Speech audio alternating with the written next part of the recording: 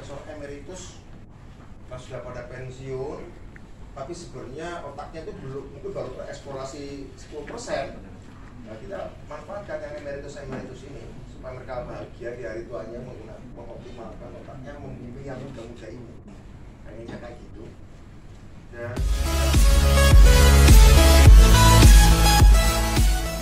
kita harus benar-benar tunggu. Karena yang manfaat. Orang-orang itu kita pintar Pak. Cuma mereka punya satu pertanyaan itu nggak usah diikutin. Orang-orang pinter itu ilmu yang macam-macam, ada kuantum komputer, artificial intelligence, robotik, rekayasa genetik, neuroscience, saksama ada juga semua. Tapi orang-orang pinter itu ternyata mereka terbentur dengan satu pertanyaan yang bagi kita sederhana sebenarnya. Kalau aku pulang ke Indonesia, aku bisa ngapain? Kalau memang mengingat ada beberapa teman yang kita yang datang dari Oxford misalnya, ahli sensor pertanian Pak, di sebuah lembaga pemerintah sudah saya kenalkan dengan menterinya waktu itu, dan dihargai. Orang modern scientist, apapun penelitian apapun tuh, kalau beli tiket apa diskon, pelayanan apa diskon. Saya beli di Indonesia. Suatu saat, nggak usah terlalu lama kalau bisa Pak Jokowi mulainya.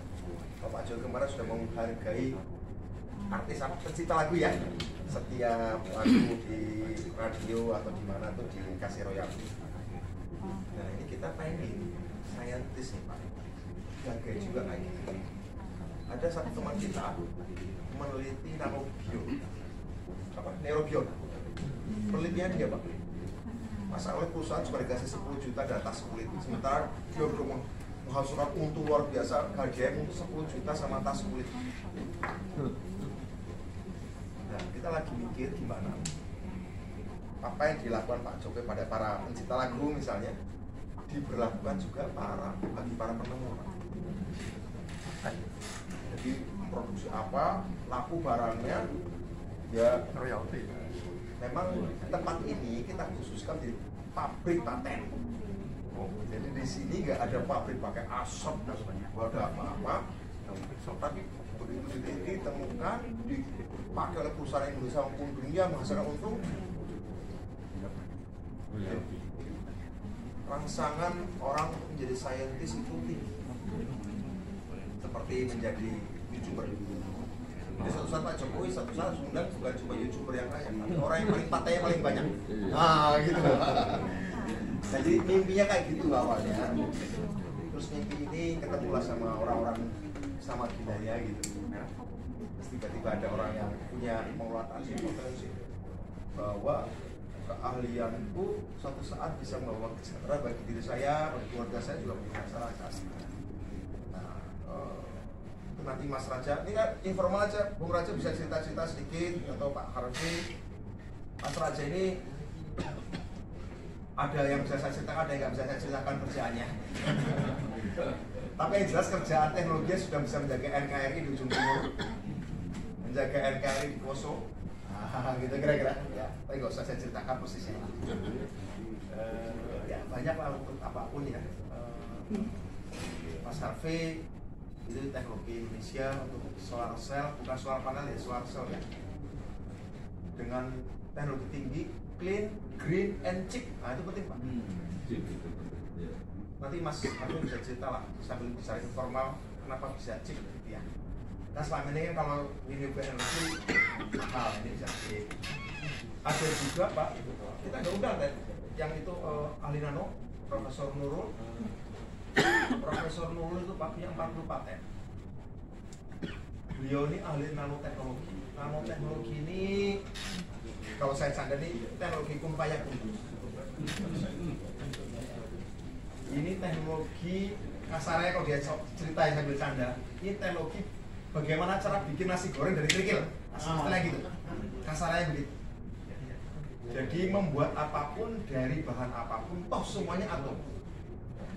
Toh semuanya tinggal atom. Tubuh saya, tubuh Mas Joko, Mas Wisnu, kita semua, matahari, pohon, kursi, meja ini kan dari atom yang sama. Beda susunan aja. Tinggal dikotak-atik jadi sesuatu. Beliau bahkan sudah berhasil membuat rekayasa nano air Pak di ikan laut sama ikan tawar bisa hidup bareng. Campur nano, airnya itu direkayasa atomnya, nanonya, sehingga bisa hidup bareng ikan laut dan ikan tawar, tuna sama lele gitu misalnya. Terus cat yang ngecat di bawah air itu bucat gak luntur.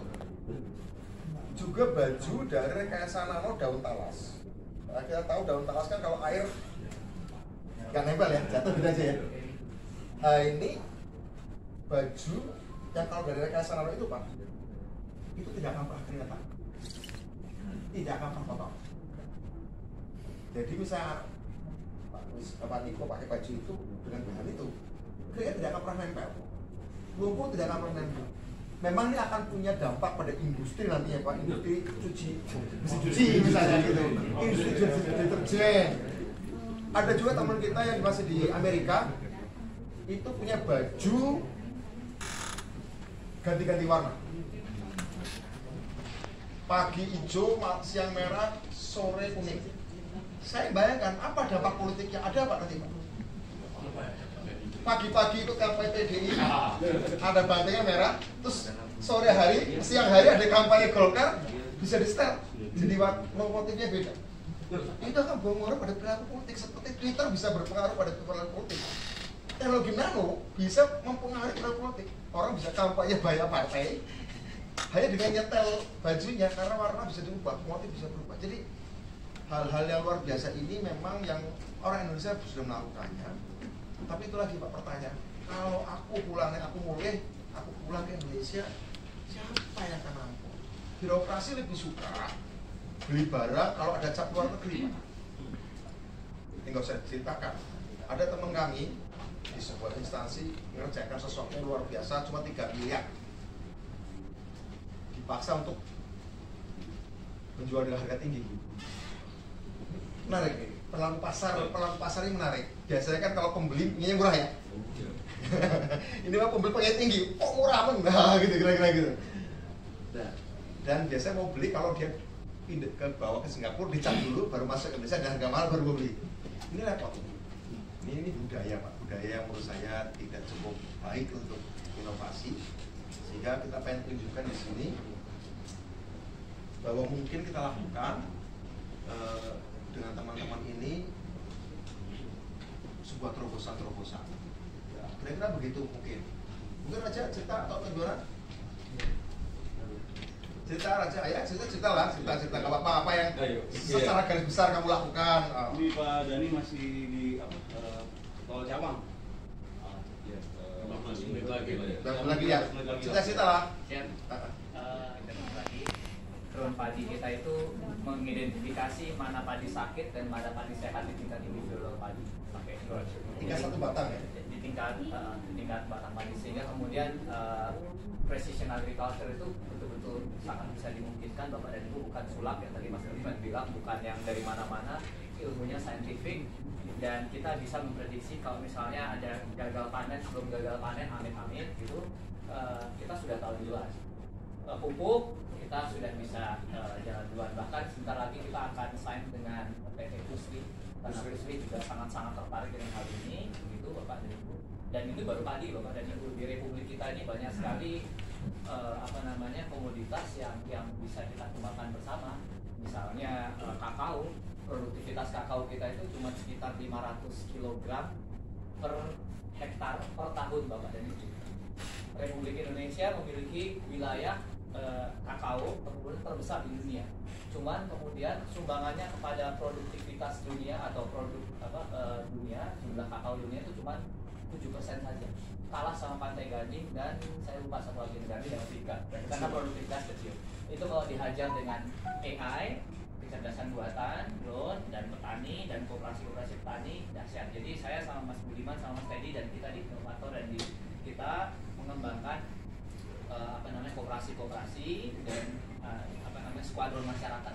Skuadron itu satuan komunitas untuk drone. Betul, skuadron masyarakat. Arahnya ke pertanian dan sebagainya. Kira-kira begitu. Itu Mas Hendra juga ahli rekayasa. Dia membuat percobaan membuat baju, rompi dan bahan mobil tahan peluru dari tandan sawit. Dari tahan peluru, pernah dicoba. Jadi tahan peluru, untuk baju tahan peluru dari tandan sawit bisa untuk itu. Udah proven gitu. Itu sudah dicoba oleh Pak. Sudah ada tesnya, hasil tesnya. Ada tes sertifikasi sudah. Kamera power. Ini keren sekali.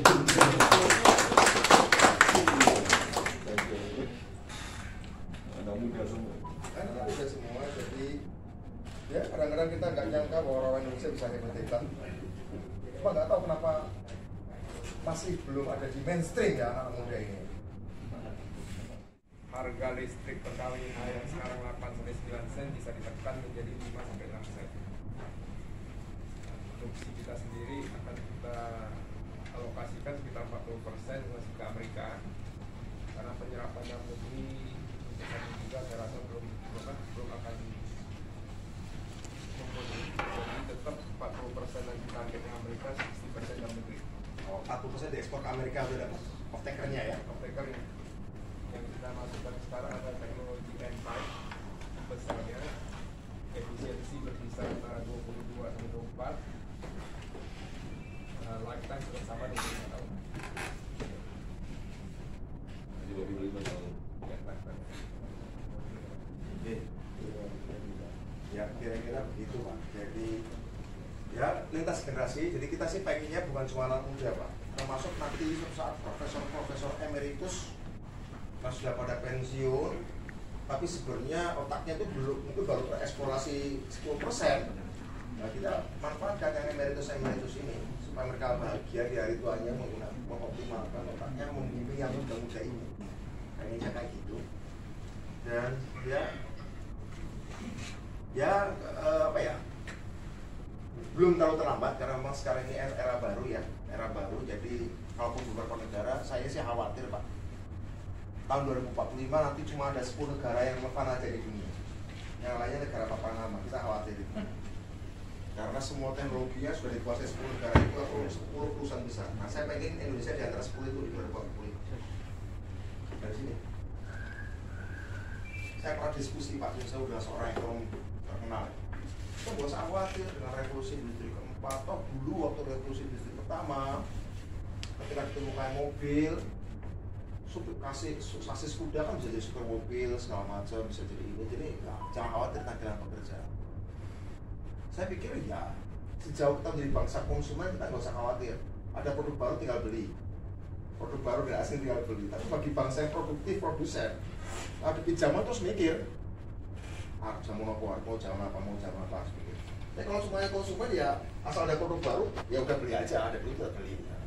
Ini repot kalau kita berpikir ya, yang penting nanti kita bisa adaptif, sejauh bisa membeli, kan repot. Padahal adaptif dengan berpikir ini yang kita lihat mereka itu Mas. Itu kira-kira Mas. Jadi kemarin kita sudah diskusi juga dari Pak Bahlil. Memang menurut Pak Bahlil juga dari tim mengatakan ini kita harap ini bisa menjadi KEK, tergantung Pak Jokowi. Dengan harapan, saya sudah sampaikan beliau juga tahun 2019 di Ponorogo, saya ketemu beliau pada saat kampanye. Saya sudah bawa konsepnya, kalau Bapak jadi periode kedua, kalau bisa wujudkan ini Pak. Terus saya sudah ketemu beliau lagi 3 bulan lalu. Intinya sih, kalau kata Pak Bahlil ini akan, kalau ini jadi studi KEK ini akan menjadi satu-satunya KEK yang memang inovasi teknologi untuk antisipasi zaman sekarang. Kalau yang KEK lain kan pabrik gede pakai asap macam-macam, ini nggak ada pabrik ini. Ini aja kita bagaimana meres otaknya orang Indonesia supaya optimalnya. Jadi nggak usah banyak, memang kita nggak bicara soal penyerapan tenaga kerja, tetapi kami punya konsep ini Pak. KEK ini berbeda dengan KEK lain karena ini bukan satu klaster Sukabumi, enggak. Yang kita bangun ekosistem. Jadi Sukabumi itu hanya satu klaster, tapi part of the ecosystem. Apa itu? Ekosistem desa. Kita mau ngajak BUMDes, kita ngajak koperasi, sehingga nanti BUMDes kita ajak juga untuk suatu investasi di sini. BUMDes holding ngumpul investasi.